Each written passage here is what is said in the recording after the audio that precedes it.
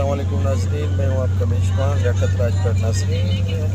بلوچستان صوبے بھر میں ایمرجنسی نافذ کر دی گئی ہے۔ کانگو کا بڑھتا ہوا مرض جو ہے وہ بے قابو ہو چکا ہے، جس سے اب تک 16 افراد، ایک ڈاکٹر شاکر اللہ سمیت جاں بحق ہو چکے ہیں۔ اور اس کے بعد جو ہے وہ بلوچستان کی حکومت نے ذبح خانوں پر دفعہ 144 نافذ کر دیا گیا ہے۔